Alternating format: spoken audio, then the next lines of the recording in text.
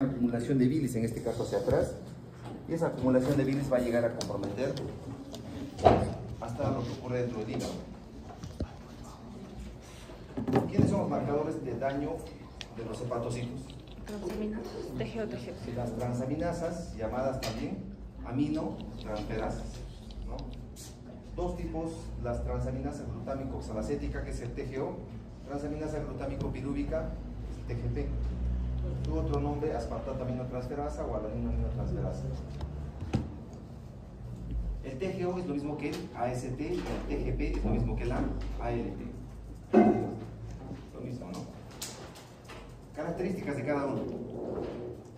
El TGO o el AST, que es lo mismo, están principalmente en las mitocondrias de los hepatocitos o también en el citoplasma. Pero no solamente se encuentran en el hepatocito, en el hígado en este caso. También se puede encontrar en el cerebro, en el corazón, en las fibras musculares estriadas en este caso, en el riñón, incluso en el pulmón, los leucocitos e incluso hasta en los eritrocitos. Por eso se considera que el TGO o AST es más inespecífico que el TGP. ¿Ya? Entonces, ¿qué pasa si, por ejemplo, ocurre una lesión muscular? ¿En qué caso puede ocurrir una lesión muscular? Como ustedes se dedican solo a estudiar, estudian desde que se levantan, estudian, en todo momento estudian, entonces no tienen tiempo para hacer deporte, para ir al gimnasio, ¿no? Termina el semestre y van al gimnasio. Primer día, un día quieren bajar todo, ¿no? Hoy día tiene que bajarse toda la organización, ¿no? Ya hacen el ejercicio más extenuante posible. ¿Y qué van a producir? Un ejercicio extenuante, es decir, una lesión muscular. El famoso McCurdy que le dicen, ¿no? Y si el ejercicio es demasiado, puede producir hasta rhabdomiólisis. Entonces, eso va a producir elevación de qué enzima? Del TGO. Un paciente que tenga una insuficiencia renal o que tenga infarto de miocardio también va a tener el TGO elevado. ¿Ya? Anorexia nerviosa, enfermedad de tiroides, enfermedades celíacas. Estas son causas principales o causas que muchas veces se elevan o hacen que se eleve el TGO.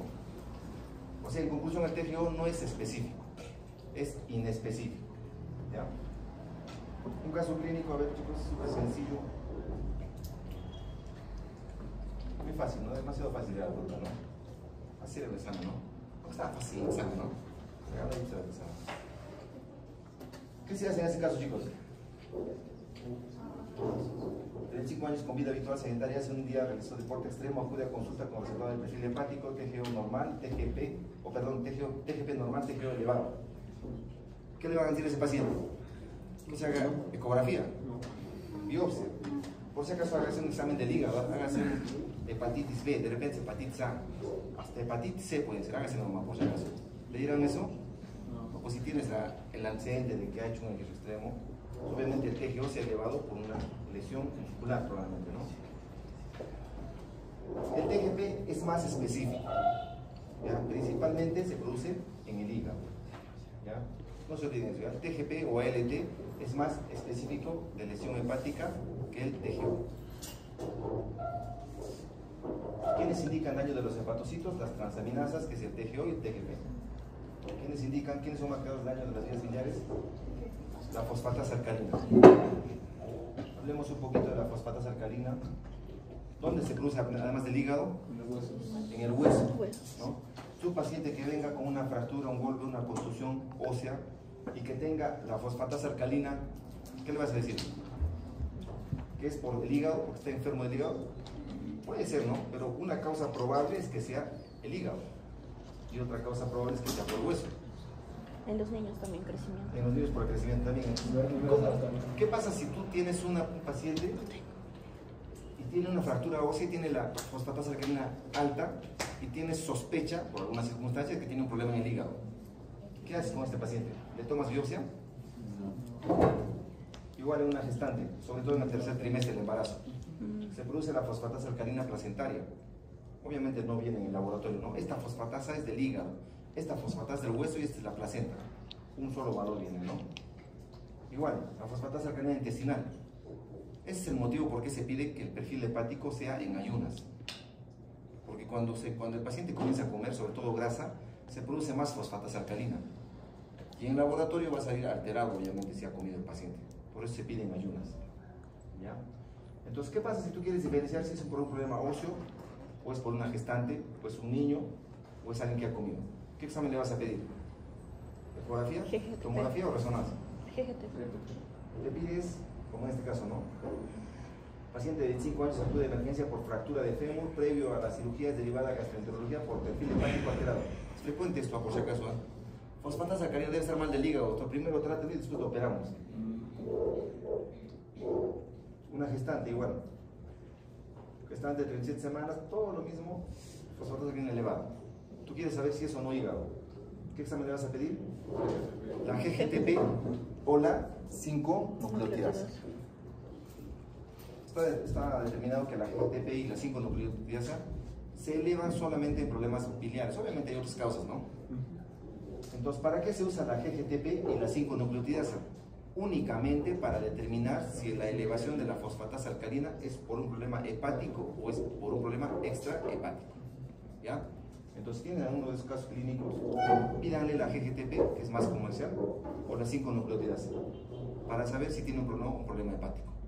¿Ya? ¿Y la bilirrubina en qué caso se eleva? Vamos a ver después, ¿ya? Esta de la bilirrubina vamos a hacer después.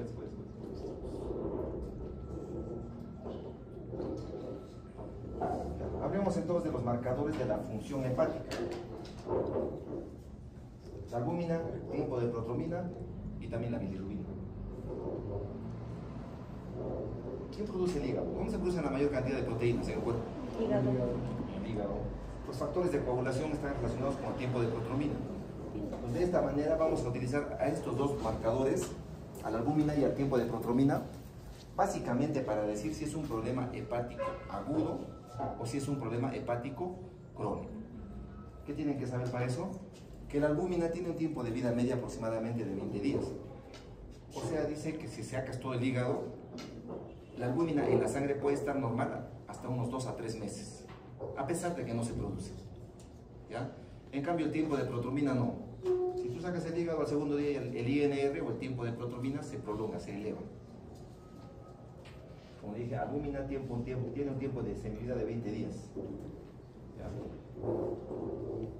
El tiempo de protromina tiene un tiempo corto. Entonces, ¿cómo vas a determinar? Para que no se vaya a pierda la hilación.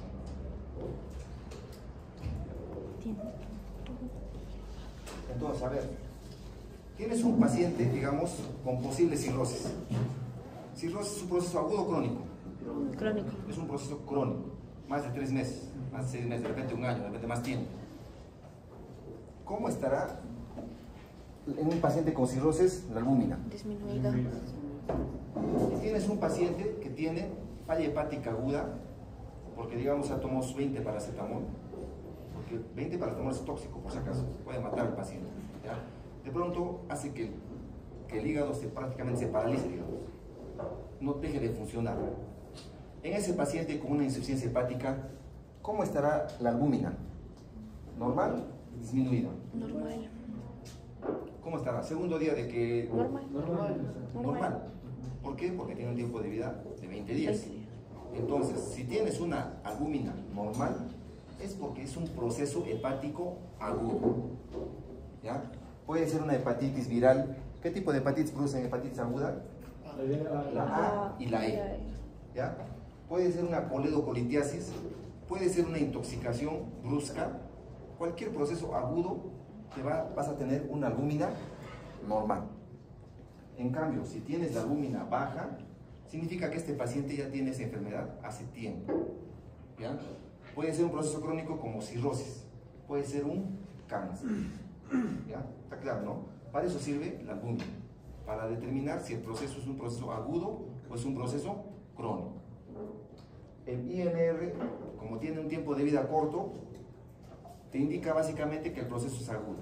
No te puede diferenciar entre agudo y crónico. Simplemente te dice que si está elevado o prolongado, que si digamos ayer estaba normal y para hoy día está alterado, puede haber un proceso agudo hepático. ¿Ya? Pero una cirrosis también va a estar muchas veces elevado. El que más te ayude es la albúmina. ¿Ya?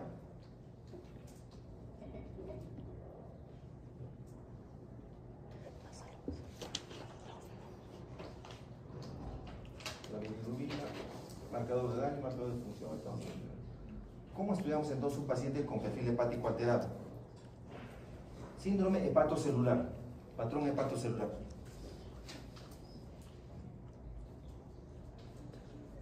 ¿Tienen la lista? ¿La lista? Ahí está. Pásenlo rápido por favor, chicos, para preguntar. Así, pásalo. Ya. Es obvio que si es un síndrome hepatocelular, ¿cuál estará más elevado? ¿TGO-TGP o la fosfatasa alcalina? TGO-TGP, ese es patrón. Miren, por si acaso acá dice Daño hepático. muy elevado en comparación con la fosfatasa alcalina. O sea que la fosfatasa alcalina también está elevado, por si acaso. ¿Ya? No dice acá, está elevado y la fosfatasa alcalina está normal, o el TGO-TGP se eleva, solamente se eleva este, y ambos se elevan. Pero la proporción en elevación es mayor con respecto a los alimentos transferases. ¿Y por qué? Pues, ¿por qué se produce eso? ¿Por qué también se eleva la fosfatasa alcalina? Obviamente, porque acá, ¿cómo se forma el canalículo biliar dentro del hepatocito? O dentro del lobulillo hepático. Muchos. ¿Se acuerdan de histología? Muchos y terminan siendo el conducto hepático. Derecho, ¿Cómo es? izquierdo, ¿Qué células forman los conductos biliares o canalículos biliares dentro del lobulillo hepático? ¿Se acuerdan de las construcciones incas? Vamos a hablar de historia. En medicina todo deben saber. No, mentira, chicos. Para formar los canales que hicieron antes los incas, ¿cómo hacían? ¿Ponían algún tubo? ¿Cómo hacían las canaletas? O los conductos que van. Una piedra, le hacían un orificio, digamos acá, otra piedra, se juntan ¿y qué forman? Un conducto. Exactamente lo mismo ocurre en el lobulillo hepático. El hepatocito forma un conducto, un canal, el otro lado se unen y forman el canalículo biliar. Entonces, si hay un daño en los hepatocitos, también va a hacer que se eleve la fosfatasa alcalina porque prácticamente está en contacto con la vía biliar. ¿Ya? Ese es el motivo por qué menciona acá que el TGO-TGP están muy elevadas en comparación con la fosfatasa alcalina. O sea, también se eleva la fosfatasa alcalina. ¿Ya? La bilirrubina puede estar o no elevada. Y recuerden que la ALT es más específico que la AST. No se olviden esta relación TGO-TGP. En un problema hepático casi siempre se eleva más la TGP con respecto a la TGO. Entonces, ¿cómo será la relación en TGO-TGP en la mayoría de enfermedades? ¿Mayor de 1 o menor de 1? Menor de 1. Si el que se eleva más es el TGP, Menor de 1. obviamente va a ser menor de 1. ¿Ya? La mayoría de veces el TGP se eleva más que el TGO, entonces la relación generalmente es menor de 1. En casi todas las enfermedades, hepatitis viral, intoxicación, cáncer, casi todo. ¿En qué enfermedades la relación es mayor de 1? En hepatitis alcohólica. No se olviden, en consumo de hepatitis alcohólica se eleva más el TGO que la TGP. Por eso la relación es mayor o igual de 1. Y en hepatitis alcohólica también la GGTP está más elevada. ¿Ya? ¿Y en qué otra enfermedad más se eleva la relación está mayor o igual de 1? En cirrosis. ¿Ya? ¿Por qué en cirrosis? Hay muchas causas. ¿Cuál es la explicación más común, digamos así? ¿Dónde se produce el TGO o TGP? Hígado. Perdón, la pregunta sería, ¿dónde se produce el TGP, más específicamente? Hígado. Hígado. ¿Dónde se produce el TGO? El hígado y en otros En órganos. otros órganos. Si es un hígado cirrótico, ¿cómo están los hepatocitos? ¿Normales o están disminuidos? Disminuidos. Entonces, si los hepatocitos están disminuidos, la producción de TGP va a ser menor. Y la de TGO, entre comillas, va a ser normal, o un poquito elevado quizá, porque siguen funcionando los otros órganos. ¿Ya? Por eso en cirrosis de cualquier etiología, la relación TGO-TGP es mayor o igual de 1. ¿Ya? O sea, si tienes un paciente que tenía hepatitis B, y la relación siempre era menor de 1 y de pronto comienza a invertirse la relación, pues tú puedes estar diciendo, cuidado que este paciente esté pasando a cirrosis. ¿Ya? Estoy hablando de la relación, no de la cantidad de TGO-TGP por si acaso. ¿Ya? Otro valor importante, si la relación TGO-TGP es mayor de 2, eso es muy característico de hepatitis alcohólica. ¿Ya? Entonces es sospechan de alguien que toma mucho y quieren saber si es cierto o no, le piden su perfil hepático, ves la relación, y si está más de 2, más de 3, ya sabes que es un alcohólico, ¿no? Tú sí eres alcohólico, ¿no? Clásico es eso, ¿no? Cuando van a la consulta, paciente que te dice, ¿usted toma alcohol? Doctor, yo nunca tomo alcohol. Clásico es eso, ¿no? No debe comer café, no tomo café, no tomo chocolate, no tomo alcohol, no tomas nada. ¿Tú qué estás gordito, güey, entonces? No como harina, no como grasa, sino está bien gordito está. ¿Ya? Está claro, ¿no? La presente que tiene. Síndrome colestásico, obviamente es lo inverso. ¿Quién está más elevado? Proporcionalmente. La fosfatasa alcalina está más elevado en comparación con el TGO-TGP. ¿Ya? Si tú tienes ese valor o esa relación, vas a decir que es un síndrome colestásico. O sea, hay un problema en la vía biliar. Y si quieres aproximarte mucho más, le pides la GGTP o las 5 nucleotidas. Aquí está la lista.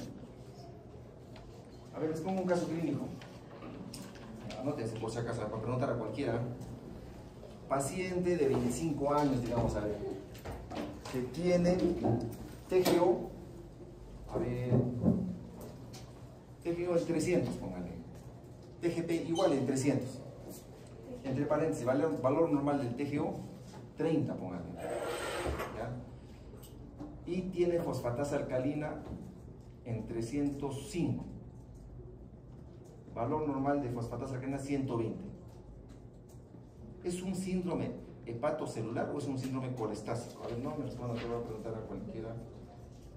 A ver, Montesinos, ¿es un síndrome hepatocelular o es un síndrome colestásico? Bueno, tengo un síndrome hepatocelular. Collantes, ¿síndrome hepatocelular o colestásico? Castillo, Alanoca, colestásico o hepatocelular. Miren que la fosfatasa alcalina está más elevada. Pintado Ponce, hepatocelular o colestásico.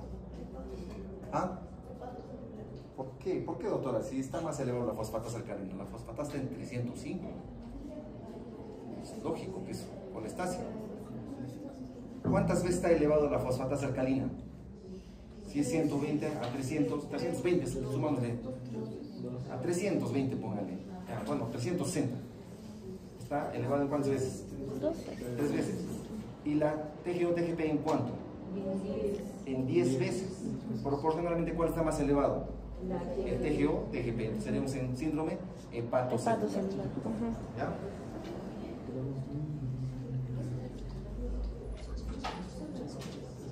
¿Quiénes son los marcadores de... Bueno, vamos a hablar de función hepática. ¿Quiénes son los marcadores de función hepática? De función, perdón, les había dicho, de función hepática, la albúmina y el tiempo de protropina, ¿ya? Y también la bilirrubina. Esto les expliqué, ya está fácil, está entendido. Gracias, ahorita rápido. El albúmina. Ahora hablemos de ictericia. No, es importante para Doctor. mucha letra, mucha flor.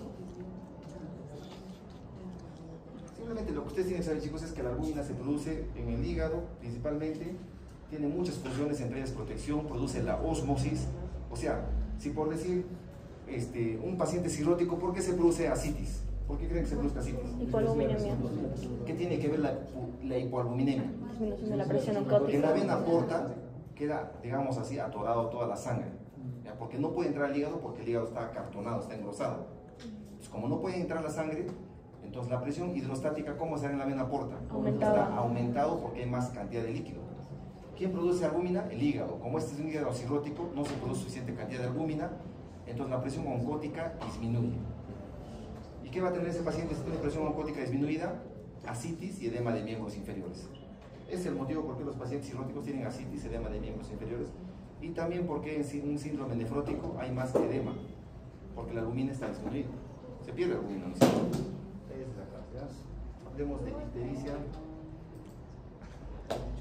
Pueden exponer, chicos, si no, no van a- como están tan emocionados por exponer, tenemos que avanzar antes que venga la profesora, ¿no? Está bien. Y además ella viene mala, Ictericia. A ver, vamos a hablar del metabolismo de la bilirrubina. ¿Ya? Igual lo vamos a hacer de forma sencilla, facilito, como para que entiendan, para que no se olviden. ¿Cómo dicen?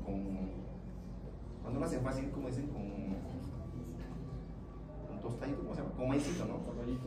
Con maicito vamos a hacer, ¿ya? Metabolismo de la bilirrubina, empezamos con harta letra para que se confundan. Como dicen chicos, a ver, rojo. ¿Rojo qué significa? Sangre, ¿no? ¿Este color qué color es? Morado. ¿Qué significa? ¿Qué color es el hígado? Morado, para que se acuerden. Las vías biliares, ¿qué color son? Verde, para que se acuerden, ¿ya? Así como maicito les dije, pues. Entonces, todo lo que está en rojo ocurre ¿dónde? En la sangre. Si hay una enfermedad de la sangre, va a estar alterado la bilirrubina, o sea, la ictericia se va a producir. Un problema en la sangre puede producir ictericia. Un problema en el hígado, obviamente va a producir ictericia. Un problema en las vías biliares también va a producir. Entonces, ¿qué ocurre en la sangre? ¿Dónde se forma la bilirrubina?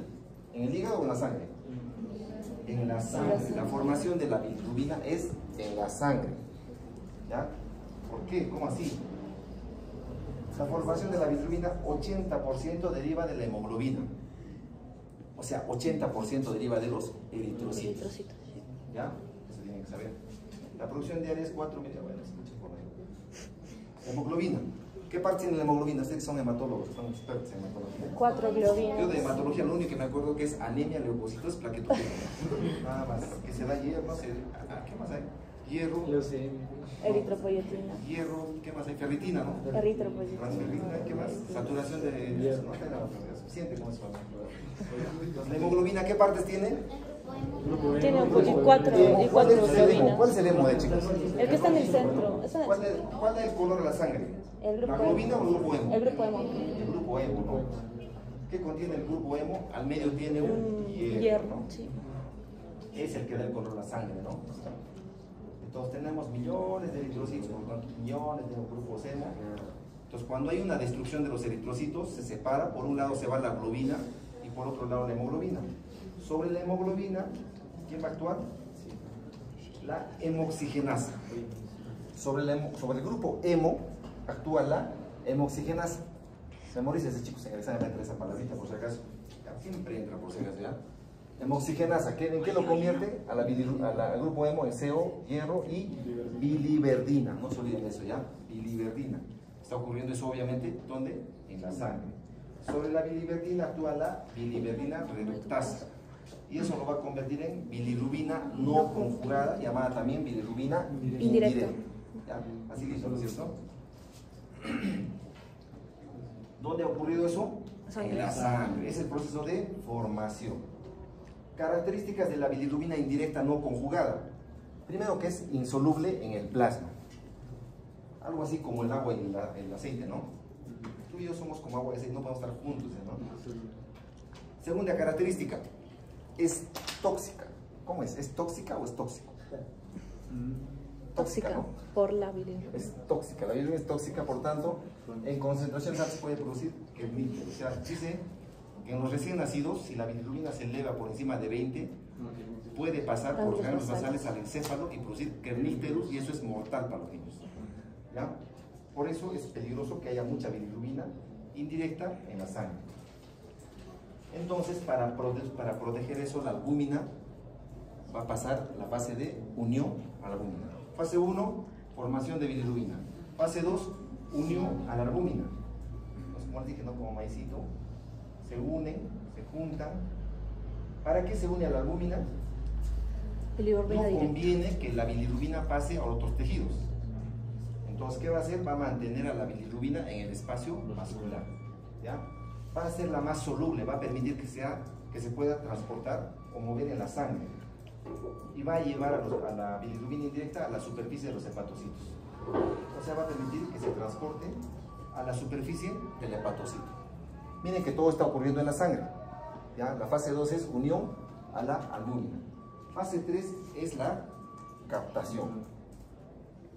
Está en la superficie del hepatocito, se libera, la albúmina se va, como se dice, y la bilirrubina, a través de este transportador, transporte facilitado, ingresa dentro del hepatocito.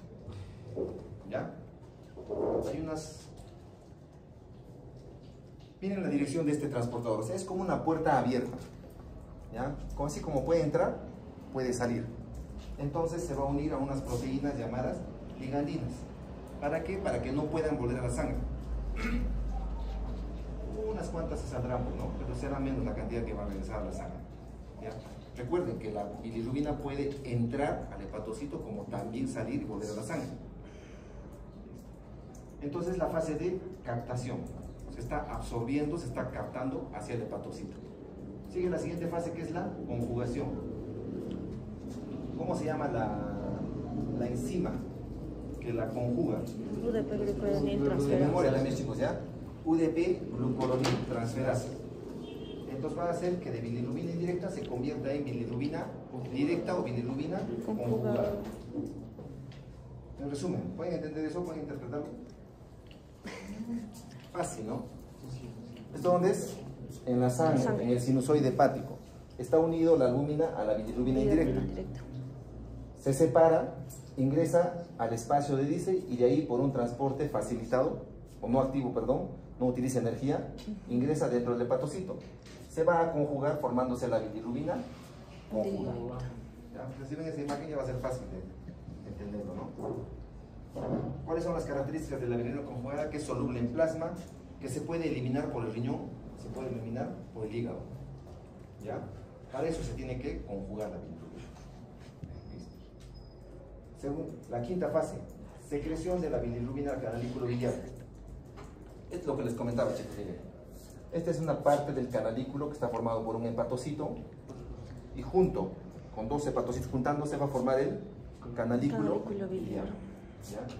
Entonces el hepatocito ha conjugado la bilirrubina y luego va a secretar hacia el canalículo biliar. ¿Ya? Pero esa secreción, ¿cómo es?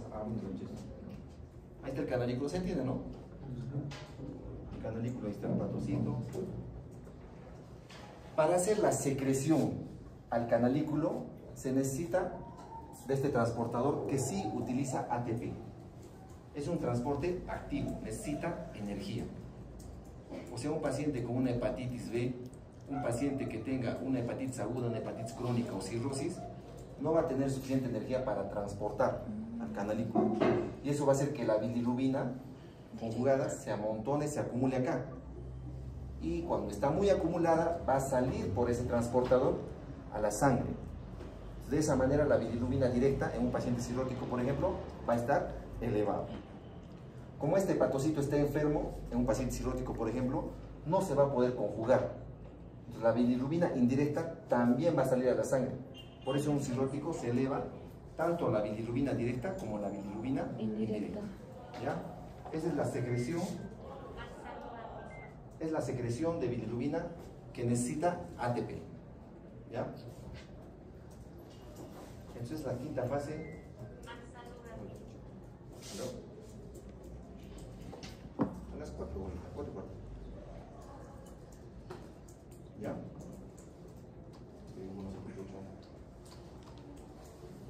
¿Se entiende esa imagen ahora, chicos? A ver, alguien vamos a decir que explique. Miren, chicos, repasen sus apuntes. Cualquiera le voy a decir, sobre todo a los últimos, a cualquiera al azar.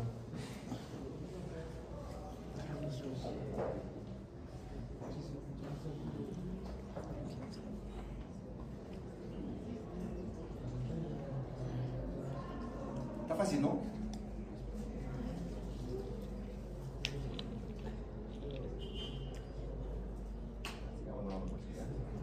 Entonces, hasta ahí ocurre la fase de secreción que ocurre en el hígado, ¿no? Dentro del hígado.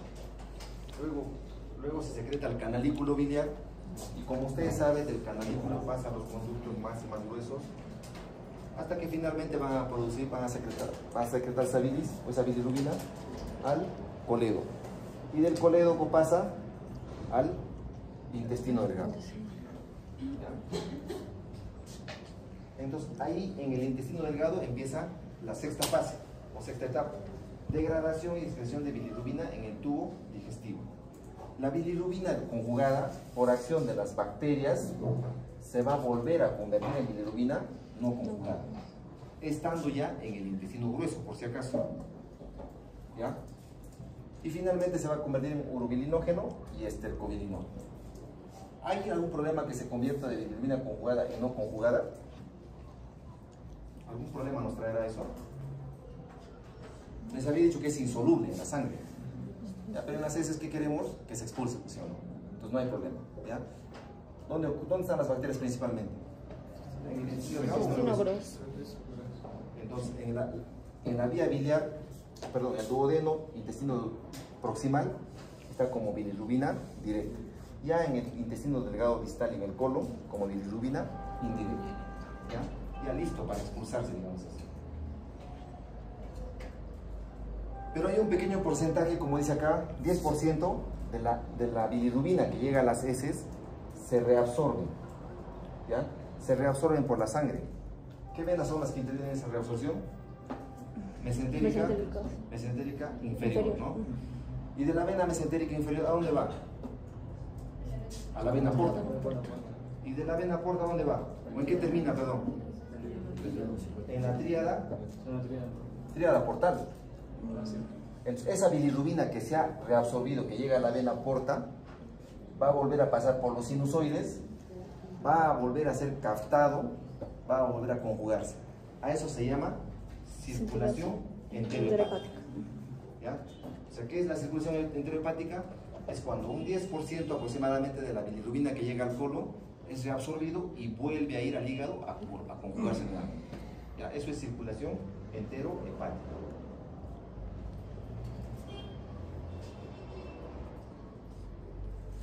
No toda la bilirrubina que llega a la vena porta a través de la arteria hepática va a ser captado. Un pequeño porcentaje va a pasar a la vena centrolobular.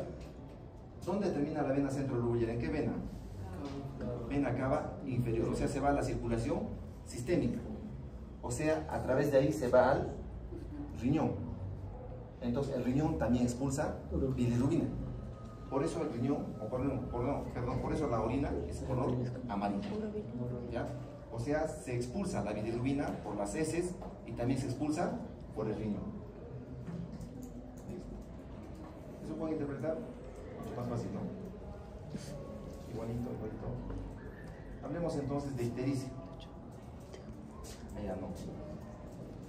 Hablando de perfil hepático. A ver. Si por decir ocurre un daño de este grupo de hepatocitos, el metabolismo de la bilirrubina va a estar alterado. ¿Va a estar alterado o no? Claro, si hay un daño de los hepatocitos, no va a haber un buen metabolismo de la bilirrubina. Entonces la bilirrubina se va a elevar. Si de pronto el hígado deja de funcionar, se queda quieto, va a metabolizar la bilirrubina.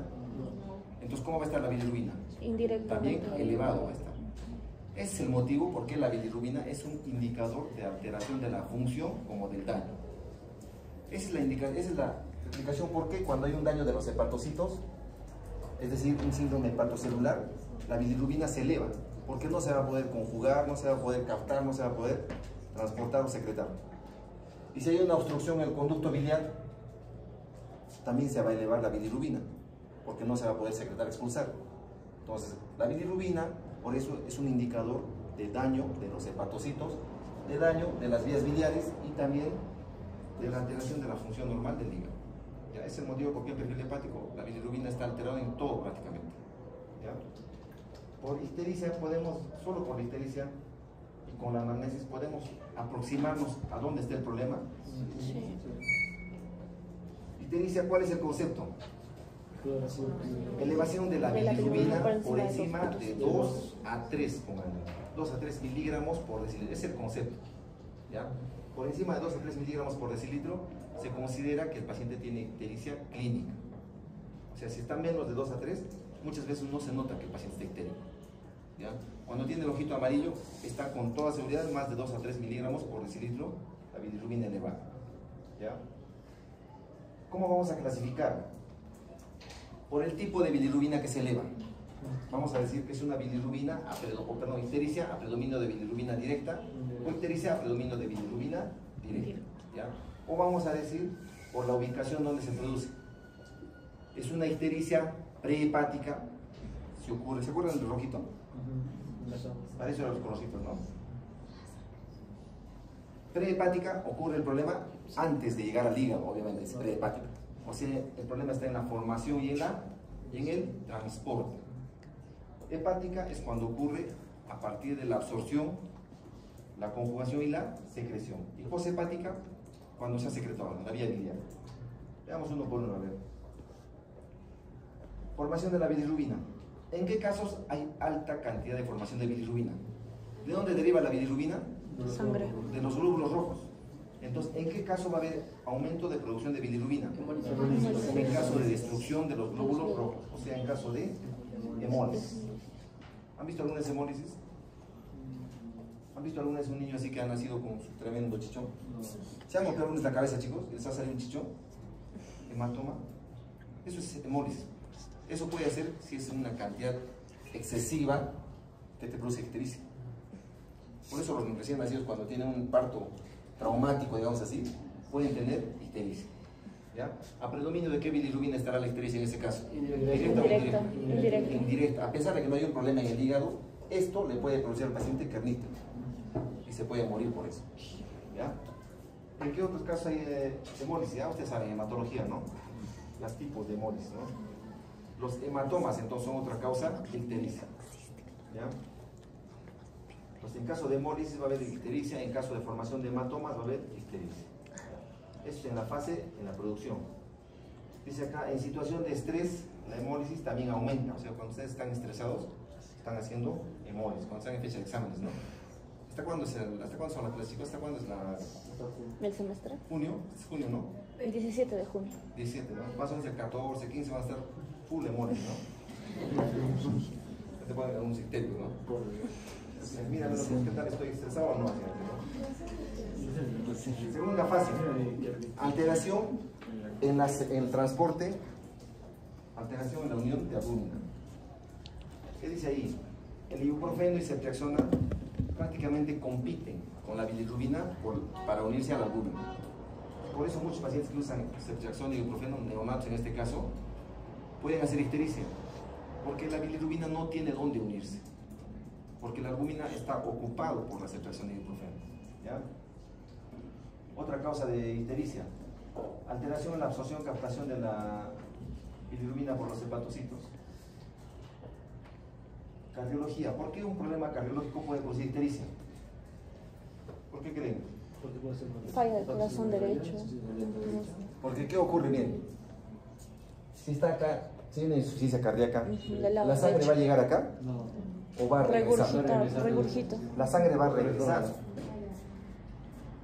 Entonces la sangre va a estar acumulada, atorada en los sinusoides. Entonces no se va a poder,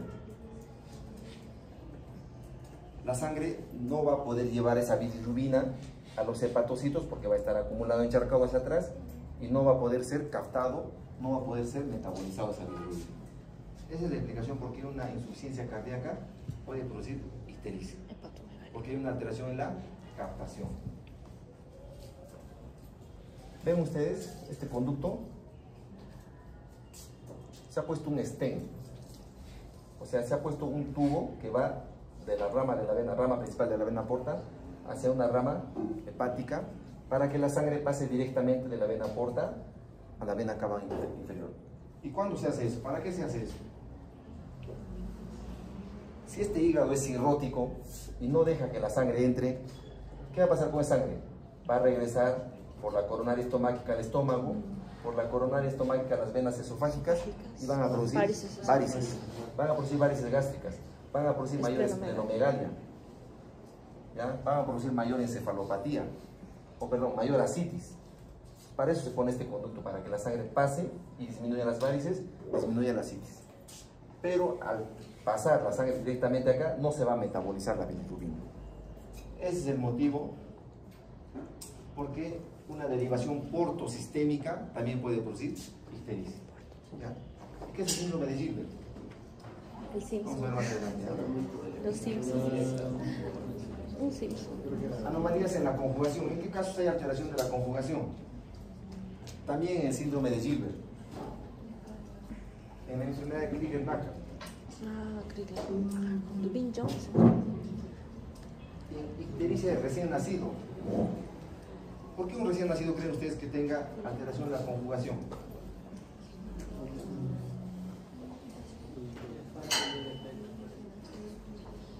Vamos a ver después de cuando hagamos.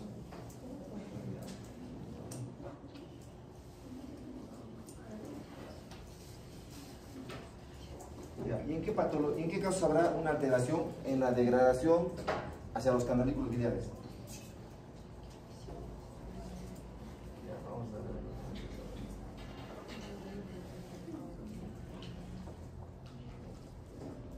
Allá. Cualquier patología que altere desde la conjugación, captación, unión o formación de bilirrubina, va a predominar la bilirrubina indirecta. ¿Ya? Si hay una alteración en la conjugación, ¿quién va a estar más elevado? ¿La bilirrubina directa o indirecta? Indirecta. Indirecta. Si no se puede captar, no se puede absorber, Indirecta. entonces no va a poder entrar al hígado, no se va a poder conjugar. Va a predominar ¿qué bilirrubina? Indirecta. Si no se puede unir a la albúmina, ¿qué bilirrubina va a predominar? Indirecta. Si se produce en excesiva cantidad, indirecta. Lo que ocurre después de la secreción va a producir elevación a predominio de la bilirrubina directa. ¿Ya? ¿Qué enfermedades entonces aumentan la bilirrubina directa predominantemente? Enfermedad hepatocelular, por ejemplo, hepatitis. ¿Por qué? Porque no se puede secretar, ya se ha conjugado la bilirrubina, No hay otro. ya se ha conjugado, ya está acá la bilirrubina, listo para ser secretado el canalículo biliar, pero como es un hígado enfermo no hay suficiente ATP y no se puede secretar. En este caso, en caso de una hepatopatía, va a producir elevación de la bilirrubina directa. ¿Ya? Alteración de la secreción, síndrome de... Vamos a ver poco a poco, ¿ya? Por ejemplo, coledocolitíasis. Fácil, a ver, ¿para qué decir esto? Está de sueño, Ramírez. Coledocolitíasis, pregunta fácil. ¿Qué tipo de bilirrubina va a estar elevado? Colitiasis, la directa. La directa, obviamente, ¿no? Otra enfermedad, a ver.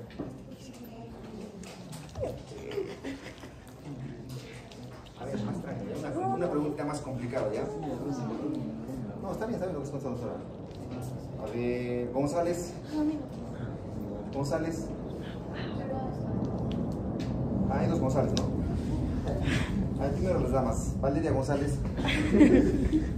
Mencióname otra enfermedad poshepática, o sea, ictericia poshepática, que obviamente produzca bilirrubina indirecta, o perdón, bilirrubina directa elevada predominantemente. O sea, mencióname otra enfermedad que pueda producir ictericia a predominio de la bilirrubina directa, una poshepática. Aparte de coledocolitíasis. ¿Ah? Un cáncer de la vía biliar. A ver, González, el otro González, ¿qué cáncer de la vía biliar es más frecuente? Hemos hecho la clase anterior, ¿no es cierto? No, la pregunta es clara. ¿Qué cáncer de la vía biliar es el más frecuente? O sea, del colédoco, o la vía biliar intrahepática, la extrahepática o la del ilio. Del ilio. ¿Cómo se llama ese cáncer? Tumor de Gladstone. Y el síndrome, a ver, otro alumno, a ver, para que despierten. Rocío, del Carpio. Del Carpio, a ver, ¿qué es el síndrome de Mirici? O mejor, ¿qué tipo de ictericia produce el síndrome de Mirici? ¿Prehepática, hepática o poshepática? Facilito. Obviamente tienes que saber qué síndrome de Mirici, ¿no?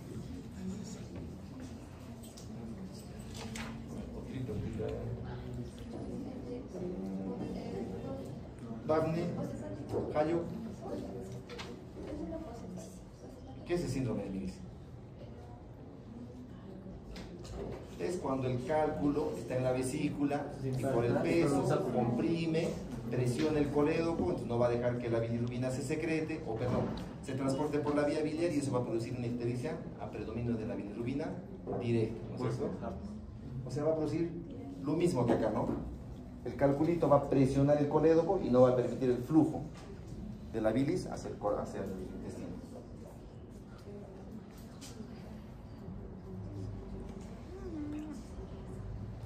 Pues de acuerdo a eso se va a clasificar en prehepática, hepática y poshepática.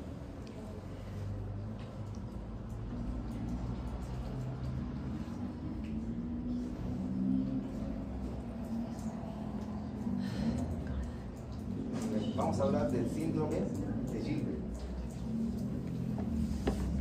¿Qué dice ahí, chicos? A ver, lean, a ver qué es síndrome de Gilbert. Que despierte los niños.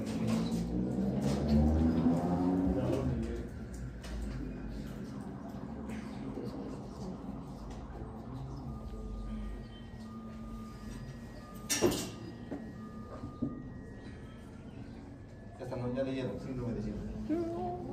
Ahora lean qué es ictericia recién nacido. Así eran las clases, ¿no? Lean, chicos. ¿Ya está? ¿Ya terminó? Siguiente diapositiva. Clic en acá. Lo de amarillito nomás lean.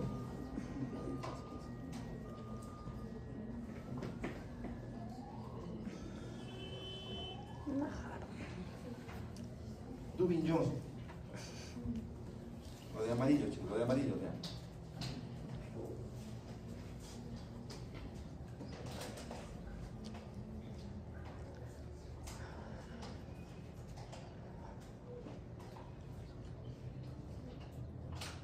Síndrome de Rotor, ¿qué aumenta? Solo lean ahí qué aumenta. La bilirrubina directa, ya está. Suficiente con eso. Ahora con esto van a determinar ustedes mismos la causa y dónde es la ictericia. Primero, me van a decir ustedes qué tipo de ictericia produce, si es la directa o indirecta. Segundo, me van a decir si es hepática, perdón, prehepática, hepática y poshepática. ¿Ya? A ver, de cualquiera, chicos, mira, cualquiera le voy a preguntar, ¿eh? Ya tienen que saber todo eso, señor.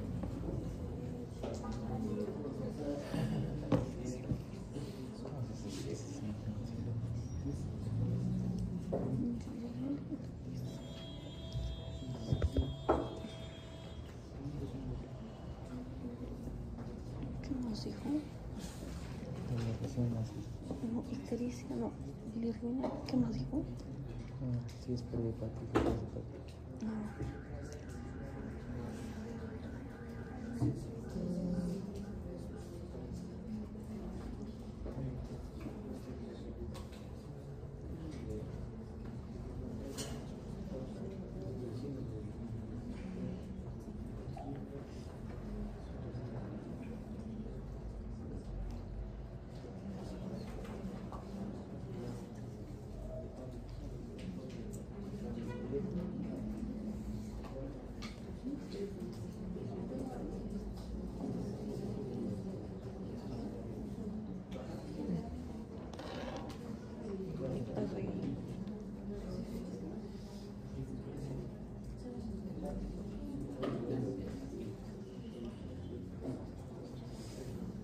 Dubin Johnson.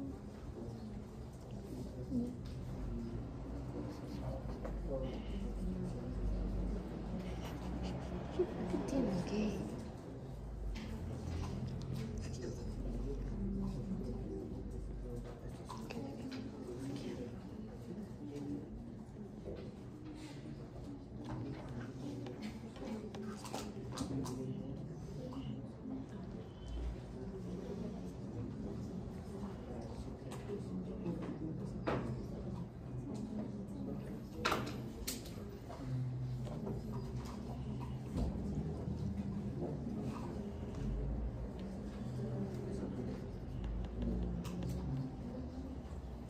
Ya, a ver, chicos, fácil.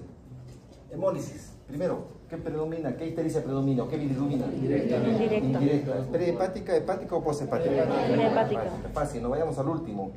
Cáncer con obstrucción de la vía biliar. ¿Qué bilirrubina predomina? ¿Directa o indirecta? Directa, obviamente, ¿no? ¿Prehepática, poshepática o hepática? Poshepática, fácil, ¿no? Hematomas. ¿Qué bilirrubina? Indirecta. Indirecta, ¿no? Prehepática, fácil, obviamente. Síndrome de Gilbert. ¿Qué bilirrubina predomina? Indirecta. Indirecta. Prehepática, poshepática. O es hepática. Es hepática, porque hay una alteración en la captación y en la conjugación, ¿no? Ictericia recién nacido. ¿Qué es lo que falta? ¿Por qué se produce la ictericia? Conjugación, falta de Porque conjugación. no hay suficientes enzimas, ya no hay una adecuada conjugación. ¿Qué bilirrubina va a producir? Indirecta. ¿Directa o indirecta? Indirecta. Hepática, poshepática, Hepática. es hepática. Síndrome de Zicklin-Najar, donde no hay suficiente, o no hay en algunos casos, la enzima. No se puede conjugar. ¿Qué bilirrubina va a predominar? Indirecta. ¿Prehepática, hepática o poshepática? Hepática. Hepática, ¿vale? ¿No? Dubin-Johnson, ¿cuál es el problema? No se puede secretar. Secretar, ajá. Entonces, ¿se ha formado la bilirrubina directa o indirecta? ¿Qué predomina? Directa. La directa, porque ya se formó, ya se produjo la bilirrubina directa. No se puede secretar. El problema es hepático. Hepático. Síndrome de Rotor también es predominio directa. Las hepatopatías, virus, hepatitis B, no se puede secretar adecuadamente. Ya se formó la bilirrubina. Directa. Básicamente la directa. Y es una hepática. Colestasis, todo lo que ven colestasis ya incluye a la secreción. Ya se produjo la secreción. Sí. La bilirrubina que va a predominar es la directa, ¿no? Y es poshepática. Hablemos de síndrome de Gilbert. Hay una alteración en la captación, no se puede captar. Principalmente no se puede conjugar. Y también hay cierto grado de hemólisis. ¿Ya? Los tres hay. Y si les ponen una pregunta, ¿cuál es el principal efecto que produce ictericia en síndrome de Gilbert? De los tres, ¿cuál van a marcar? La conjugación. Los tres son, pero el principal es la conjugación. ¿Ya? ¿Cuál es la característica del síndrome de Gilbert? Anoten, el perfil hepático, todo el perfil hepático está normal. Solo está elevado la bilirrubina a predominio de la bilirrubina indirecta. Y si tú le haces una biopsia a este paciente, su hígado está totalmente sano, sus hepatocitos están sanos. No hay nada, mano, no hay ninguna alteración. ¿Ya?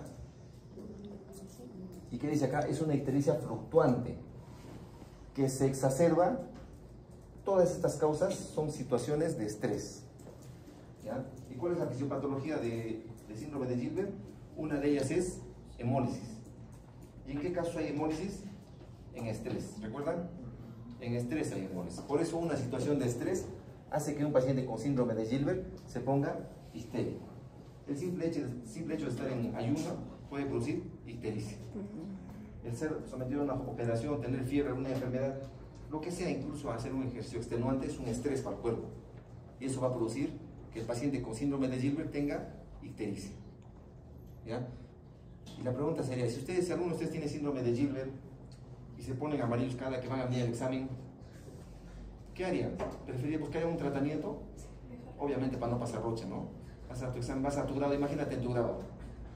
Estás recontra nervioso, todos te han preguntado, tus asesores te han recontra preguntado, te han dicho, ¿sabes qué? En tu exposición te voy a preguntar, tu trabajo no está bien hecho. ¿Qué vas a hacer? Te vas a estresar. Te gradúas y después en tu foto, ¿cómo va a estar? Amarillito, ¿no?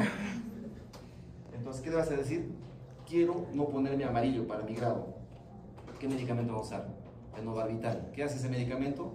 Te produce un poco de sueño, cansancio. La pregunta sería, ¿qué prefieres? ¿Exponer todo cansado de sueño, de repente olvidarte? ¿O estar amarillito en tus fotos?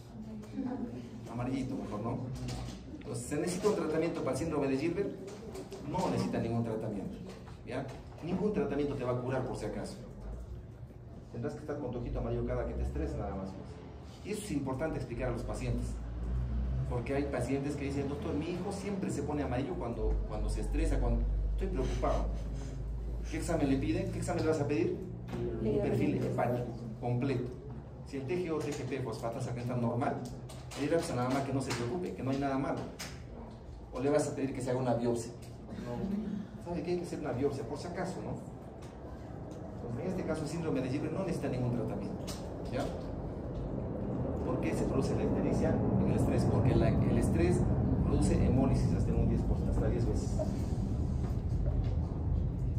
Ictericia recién nacido, los prematuros no tienen suficiente cantidad de la enzima. Pues como no tiene suficiente cantidad de enzima, pues obviamente no se va a conjugar, pues, y eso va a producir ictericia. Por eso la ictericia es más predominante en prematuros. ¿Ya?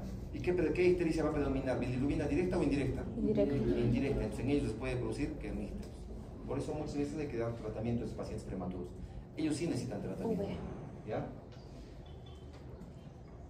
Algo más que me faltaba decirles acá.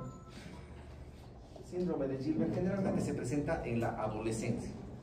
¿Ya? Anoten esto también. Entonces, en adolescentes, un poco más difícil que les produzca kernícteros, un poco más que les produzca un daño severo.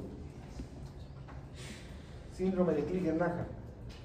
Puede haber ausencia total o parcial. El tipo 1 se caracteriza por una ausencia completa. O sea, no va a haber nada de enzimas gluconeotransferasa. Entonces, ¿qué se va a elevar? ¿La bilirrubina directa o indirecta? Indirecta. Y como dice acá, se puede elevar hasta valores superiores a 20 miligramos por decilitro. Y como dice acá, los niños suelen morir en el primer año de vida. Porque o sea, es una enfermedad que no va a permitir que el recién nacido sobreviva en este caso. Y hay otro tipo que es el tipo 2, donde hay una ausencia parcial, en la cual generalmente empieza en la adolescencia. ¿Ya? En la adolescencia. Y la bilirrubina indirecta se eleva entre los 6 y 20 miligramos por decilitro. ¿Ya? ¿Cómo está el perfil hepático en síndrome de Krieger-Naja? También está normal. También la biopsia está normal. ¿Ya? ¿También necesita tratamiento o no necesita tratamiento? Entonces, ¿cómo podrías diferenciar un Gilbert de un Krieger-Naja? Si en ambos la bilirrubina indirecta está elevado, el perfil hepático está normal, la biopsia también está normal, y en ambos casos empieza en la adolescencia. Porque en Krieger-Naja la bilirrubina está entre 6 y 20, y en Gilbert menor de 5, menor de 6. ¿Ya? Es la única diferencia. ¿Necesita tratamiento el Krieger-Naja? En el caso 1 no, porque igual se va a morir. En el caso 2 tampoco. Los médicos son crudos, ¿no? ¿Cómo dicen cuando llega un paciente que está muy mal? ¿Cómo dicen ustedes como médicos, cómo van a decir cuando un paciente se muere y la familia les pregunta, ¿qué pasó con mi familia? Se lo ha llevado Diosito, ¿no? Y cuando sobreviva, lo hemos salvado. ¿Y cómo va a decir la familia? Se ha muerto el paciente, los médicos lo han matado, así, ¿no? Y si se salva, Diosito lo ha salvado, ¿no? Depende en qué lugar estés para hablar lo que te corresponde, lo que te conviene, ¿no? Síndrome de Dubin-Johnson. Defecto en la secreción biliar. ¿Cuál es lo característico acá? Que se eleva la bilirrubina a predominio de la bilirrubina directa. Acá es a predominio de la bilirrubina directa. ¿Ya? Y la ictericia fluctuante se eleva en estas situaciones y el perfil hepático también es normal. La biopsia, los hepatocitos están sanos, pero en este caso el hígado es de color negro. ¿Ya? Y en muchos casos puede haber un hígado doloroso a la palpación. Anoten eso, ¿ya? En Dubin-Johnson puede haber hígado doloroso a la palpación y el hígado puede estar negro. ¿Significa algo malo eso? No. No necesita ningún tratamiento tampoco. ¿Ya? Síndrome de Rotor, aumento de la bilirrubina directa, trastorno en el almacenamiento.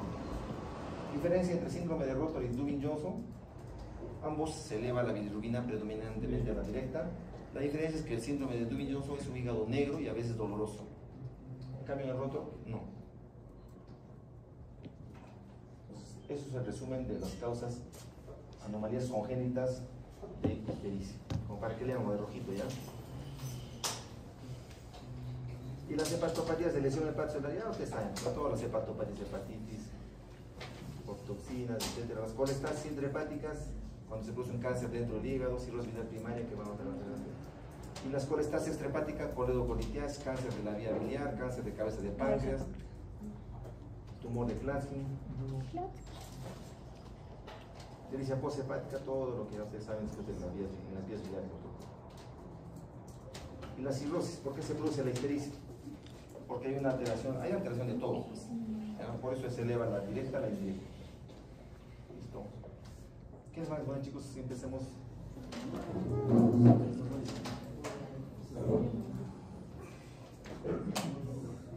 Pasen para exponer, chicos. ¿Cuántos grupos son? 3. 3 nomás. ¿Cuándo terminan, no? Agus. No, eso va a hablar media hora.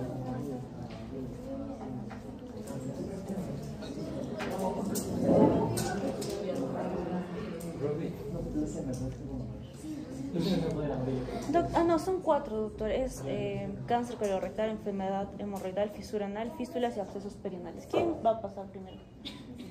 ¿Cuál es el último que has hecho? Fístulas. Fístulas, ¿qué pasa? Fístulas, entonces.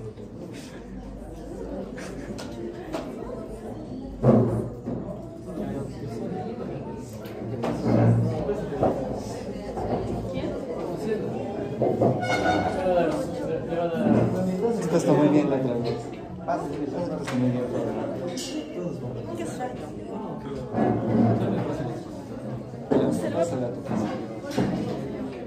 O sea, me endulzas para mandarme. Claro, como engorda el gato, pero luego comer más.